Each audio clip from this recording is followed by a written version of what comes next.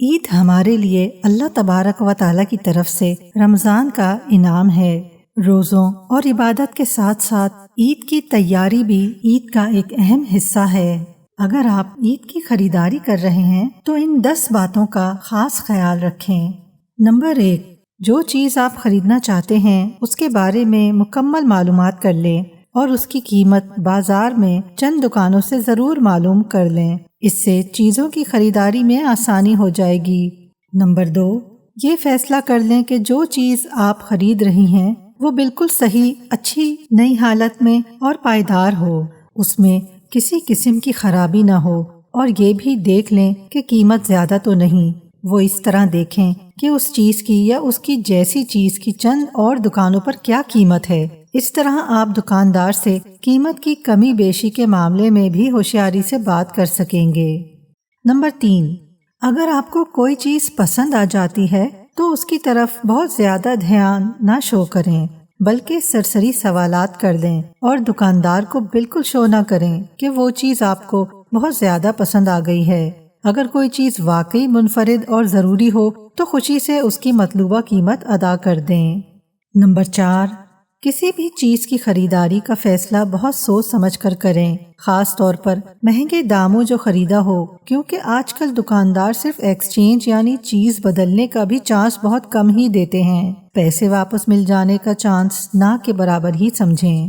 Number 5، بعض دکاندار اپنے گاہک یعنی آپ سے بہت مخلص اور اچھا بننے کی کوشش کرتے ہیں اور آپ پر یہ ظاہر کرتے ہیں کہ وہ آپ کی مدد کر رہے ہیں، لیکن ایسا نہیں ہوتا۔ یہ صرف اپنی اشیاء بیچنے کے لیے مہربانی کا خول چڑھا لیتے ہیں۔